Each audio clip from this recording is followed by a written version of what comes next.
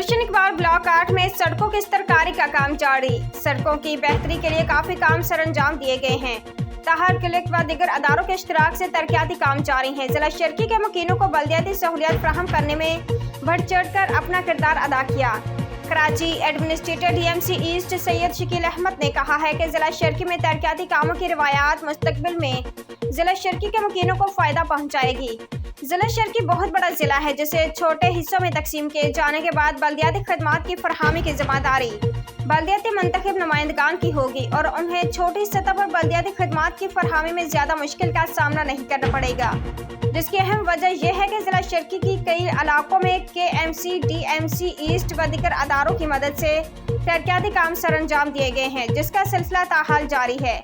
इन ख्यालात का इजहार उन्होंने ब्लॉक 8 गुलशन इकबाल में सड़क की तामीर के काम के मुआयने के दौरान किया।